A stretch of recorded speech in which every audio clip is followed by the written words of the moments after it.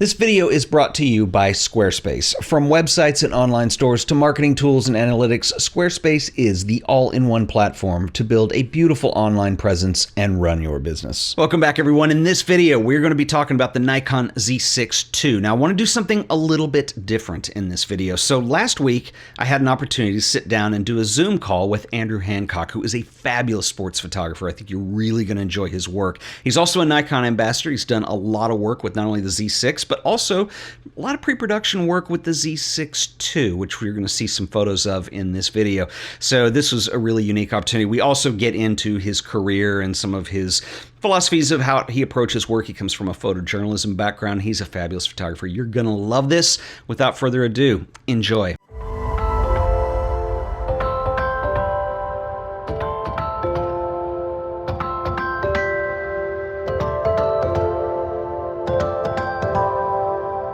Like that day, that's when everything just really was clicking. Like everything was great. It was grabbing a hold of everything. We started off the morning. It was really humid the night before when we're packing up. And then that morning we get out there and the grass just covered with dew. The sky is clear. And we just waited for that sun to come up over that stadium. And then all those water droplets just flying up in the air. Oh, that's amazing. That was beautiful. I mean, the files are just as pretty as you would expect from an NEF file. When you have that one where the sun's coming up through the, through the crack that where the seats are. Right. Yeah, that one was fun. So, and I've had a buddy of mine was like, man, what'd you light that with? I'm like, man, that's just available light. That was a beautiful thing. The sun presented itself there. And it's like, you have to, like, it begs you, like, you have to go take that picture. So, we take that picture and that stuff was all easy. But as we started with the soccer and just kind of having some of the more erratic movements there with the ball and two guys, fighting for it, to getting our keeper to where he was diving for the ball. I mean, that's a situation where that's a pretty quick movement, laterally and stuff like that. So just to make sure that it's going to stay locked on through the course of that movement. And it was money with that stuff. And that was all 400-2.8 from, the sideline. You mentioned the swimming shot. We're using a water housing on that. I've got that on my. Yeah. And so that would be, that's the situation where I'm like, all right, what's going to be a really big test? Yeah. How can this camera push me? And so I was like, all right, I want to come up with something. And in sports, virtually everything has been done. And so I try to really look at some different nuances of some things that I haven't seen. Like, I love doing underwater swimming stuff, and it's been done a lot.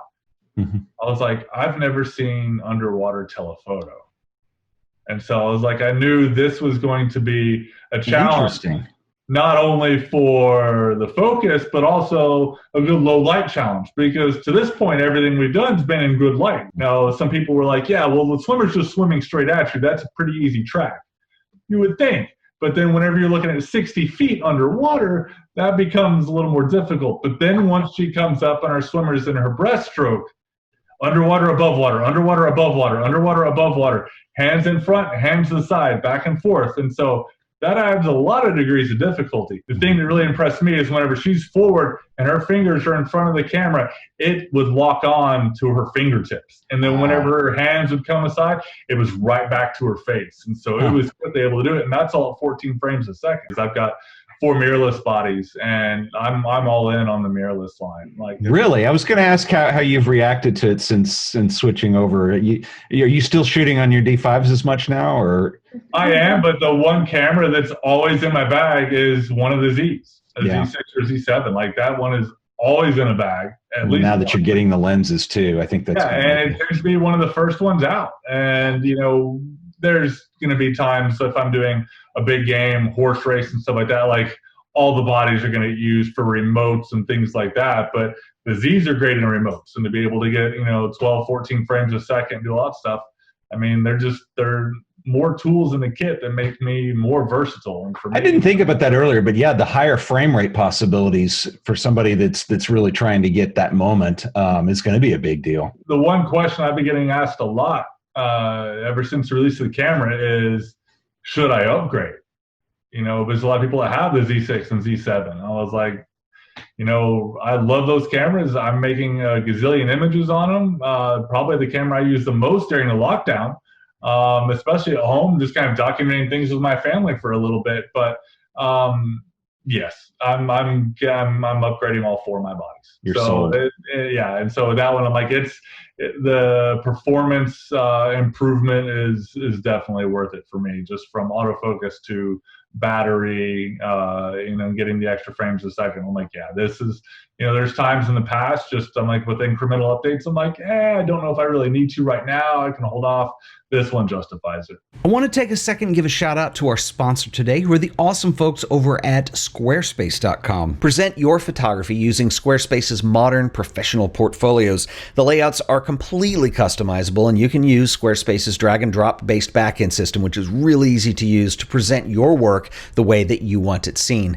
Squarespace is an all-in-one platform for building beautiful websites, easily claiming your domain or URL, and creating a custom site that brings your ideas to life.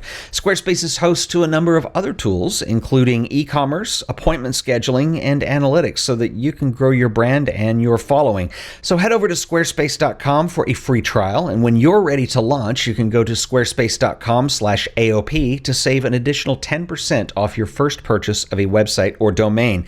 Once again, that is squarespace.com/AOP, and I want to thank the folks at Squarespace for sponsoring another episode of The Art of Photography. So you come from a photojournalism background, which I think is really interesting, because looking at your images and the work that I've seen on your website and what Nikon sent over to me, I think there's a unique perspective that comes to that. We're doing sports now. Is that something that's really conscious of you, or can you talk a little bit about that? Yeah, I mean, I think it all just kind of plays into the fact that my fabric is that of a storyteller. My degree's in written journalism. And so I've had, writing bylines with ESPN and the New York Times. And for me, I just felt like I was best at telling a story with a camera. That's how it's most effective. And that's also what was kind of the most natural to me. And I traditionally am very introverted. And so kind of having this little layer of separation between me and subject just always kind of put me at ease. Until I kind of really got crazy addicted to lighting whenever I started getting strobes. And then at that point, that kind of pulled me out of my shell. And once I started realizing what I can do, and I just had to kind of be a little more assertive and take control and speak for what I want and have to interact with people, I mean, that just kind of really drew me out and drew my personality out. But the sports thing is, I grew up around sports, played multiple sports, played soccer into college.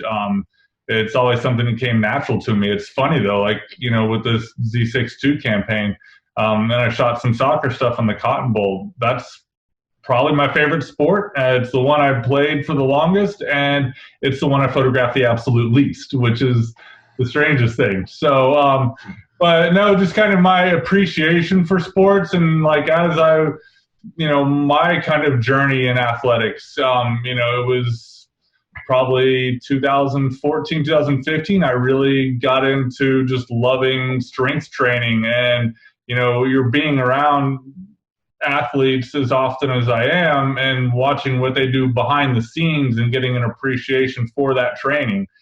For me, that's almost more, and to some extent much more exciting than the actual game themselves, because that's what people don't see. That's where they earn their paychecks, is when nobody else is watching and they're in the gym and they're grinding it out. And it's all just various, aspects of telling a story. And on your website, you had a whole thing on there was one on the 2016 Chicago Cubs. And looking through there, you're right. I mean, a lot of those behind the scenes images really do tell that story. Do you feel like in those situations, which definitely would be a little more like photojournalism, the technique is the same in terms of reacting to speed, reacting to the moment? Do you think there's a difficulty difference between shooting an actual game and doing the behind the scenes stuff? Yes and no. I mean, I'm still kind of always looking for the same general things. I tell everybody that, whenever I'm driving around, I constantly see pictures. I see things in lenses. So like I know exactly, if I'm looking directly in front of me, I know exactly what this is going to look like with a 14 to 24, 2470, 400, which would be, you know, not a chance anything's going to be in focus. But like I know, like whenever I'm driving around, like I see things in lenses, and it's the same type of thing. Like I'm at a game, like I know, all right, I've got to have a scene setter. I want to look for my details. I'm looking for action, reaction, personality. And it's the same thing behind the scenes and with the training. You just get a little more access, and it's just trying to build up rapport with the athletes, with the teams, whatever, to be able to kind of get that access and get behind the scenes. Like with the Cubs stuff that year, like the Cubs didn't give us anything for access. It just comes down to being like the first one there, the last one to leave. That was all done for ESPN. And after a while, the players start to just recognize me. You become familiar. And when everything really started to change with that is, you know, a lot of people don't realize when athletes are away from the stadium, they're private citizens. The team doesn't control who they associate with, what they do, who they let over with the camera. You know, that's entirely up to the player and or the agent. But it all still starts and stops with the player. And so one day David Ross comes out of the dugout with his kids, and this is David Ross's last year. You know, he's John Lester's personal catcher, and he just comes out and with his two oldest kids and starts playing catch in an empty Wrigley Field, and I'm the only photographer there. And I was like, hey, Mr. Ross, and I introduced myself, because this is, you know, I've been on the beat for a couple weeks now, and so the guys are starting to recognize my face, and so I introduced myself, telling what I'm doing. I said, hey, would you like any pictures of you playing catch with your kids? And he was just floored. He's like, would you mind? I don't have anything like that. I was like, I've got two little ones at home. I'm on the road all the time. Like, I don't have that. I would love to give that to you. Take those pictures, send them to him that night. That next day, like, he had already emailed me in the morning before the game, talked about how much he loved him, how much his wife loved him. After that, he would come out to the photo pit before every single game to shake hands, ask how I'm doing. If he didn't have a chance to, he would keep looking out of the dugout in between like every half inning until we made eye contact, and he'd tip his hat to me every single game. And so, you know, through that connection, I was then able to follow him before his last start, which was Game 5 of the World Series, the only game that Chicago won at home that year. I mean, and so, you know, you just kind of develop, you know, through time, persistence, respect, professionalism, you get an in, you know, develop a relationship. And the same thing, like I walked to the ballpark with Javi Baez, and just because I knew that he lived close by. And so, you know, did some portraits with him, and that's how everything got started there. And I mean, same thing with Aroldis Chapman. I mean, that's a much longer story and how I got access with him. And it all comes down through kind of his fixer,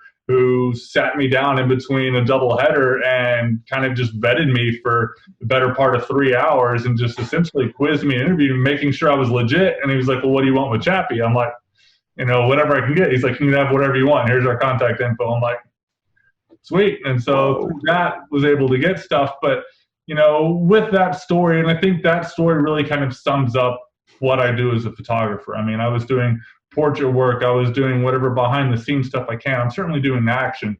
But my goal with that and being aware of the gravity of that year. And so I just wanted to tell a story of the team and that team's relationship with the city of Chicago, that personality of that team. And so it's very versatile storytelling. I mean, you've got to be able to cover many different layers, and, you know, that's just kind of how everything kind of leads into the cameras that I use. You know, I want equipment that's going to be very versatile. It's going to allow me to move on the fly and switch from thing to thing. Like there was at one point with Javi, after walking with him to the stadium one day, next thing you know, they need video for Sports Center.